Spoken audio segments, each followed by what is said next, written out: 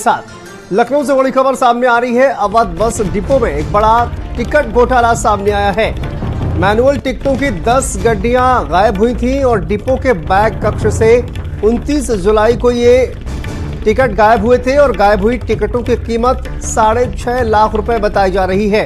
इस मामले को अफसर लगातार दबाते रहे और अब 3 कर्मचारियों को इसमें निलंबित किया गया है। मामले की जांच करने के बाद ये पूरा खुलासा हुआ। रोडवेज के क्षेत्रीय प्रबंधक ने 3 को निलंबित किया, 2 बस परिचालक और लिपिक को निलंबित किया गया है। बैग कक्ष प्रभारी मधु श्रीवास्तव से जवाब तलब भी किया गया है। तो देखिए, बड़ा टिकट घोटाला सामने आया है। क्षेत्रीय प्रबंधक की तरफ से 3 को निलंबित भी किया गया है, 2 बस परिचालक और एक लिपिक को इसमें निलंबित किया गया। बैग कक्ष प्रभारी मधु श्रीवास्तव से भी जवाब तलब किया गया। लखनऊ से बड़ी खबर सामने आ रही है। अवध बस डिपो में बड़ा टिकट घोटाला सामने आया है। मैनुअल टिकटों की 10 गड्डियां गायब हुई थी और इस पूरे मामले में कार्रवाई की गई है। संदीप हमारे सहयोगी जुड़ गए हैं। संदीप, क्या जानकारी सामने आ रही है? जो टिकट का घोटाला कहा जा रहा है, इसको लेकर क्या जानकारी? देखिए शांतनु, जहां एक तरफ परिवहन मंत्री दयाशंकर सिंह जो हैं वो अपने विभाग की छवि को साफ करने में लगे, लेकिन जो कुछ अधिकारी ऐसे हैं वो लगातार कह सकते हैं कि उनके नाम को, विभाग के नाम को खराब करने में लगे हैं। अब देखिए, केसरबाग का जो अवध बस डिपो है वहां पर एक बड़ा जो टिकट का घोटाला है वो सामने आया है, जिसमें ये बताया जा रहा है कि डिपो के बैग कक्ष से 29 जुलाई को मैनुअल टिकटों की जो 10 गड्डी है जिसकी कीमत लगभग 6.5 लाख रुपए है, उसको वहां से गायब कर दिया गया। अक्सर ये देखा जाता है कि जो बस कंडक्टर होते हैं, परिचालक होते हैं, उनको ये गड्डी इसलिए दी जाती है कि अगर मशीन खराब हो तो मैनुअली वो टिकट जो है लोगों को दे सके।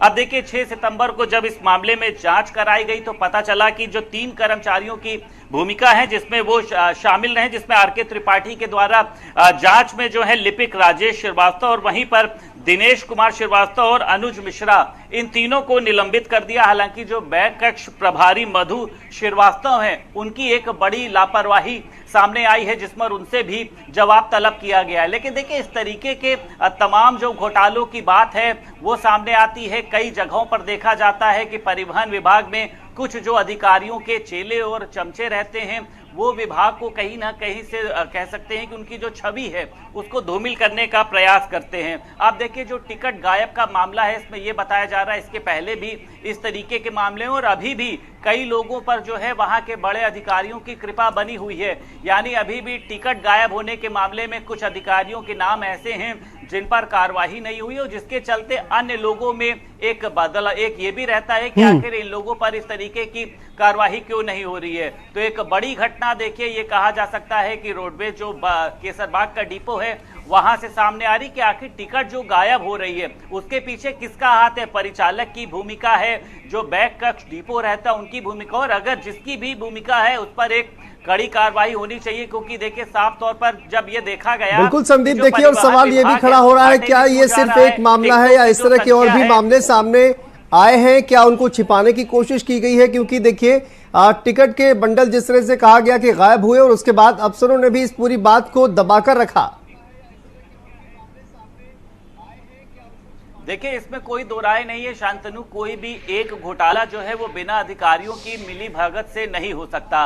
वो चाहे परिचालक करना चाहे, वो चाहे कंडक्टर करना चाहे, या फिर चाहे वो कोई भी करना चाहे। अब देखिए, बैग प्रभारी की जिस तरीके से देखिए मधु का नाम सामने आ रहा है, क्या उनको नहीं पता था कि, और आपको बताएं शांतनु, जब ये टिकटें गायब हुई अधिकारियों को पता लगा और उन्होंने इस मामले को दबाए रखा, पूरी तरीके से मामले को दबाए रखा, बल्कि उसको दूसरी गड्डियां उपलब्ध कराई गई।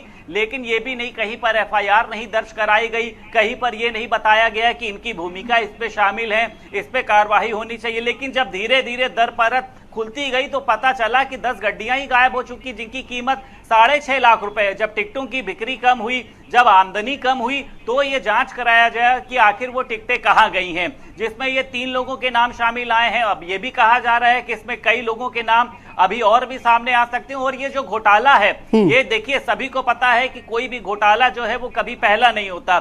इसके पहले भी कई घोटाले होते रहे होंगे, तभी इन लोगों के अंदर एक हिम्मत आई होगी कि अगर हम इस तरीके का घोटाला करते हैं तो साफ बच जाएंगे। लेकिन कहते हैं कि चोरी एक ना एक दिन पकड़ी जरूर जाती है। और देखिए, परिवहन विभाग में कई बार देखा गया है, चाहे तेल चोरी का मामला हो, चाहे टिकटों का मामला हो, तमाम ऐसे मामले जो हैं वो सामने आते रहते हैं। बिल्कुल संदीप, बिल्कुल देखिए कई ऐसे घोटाले जो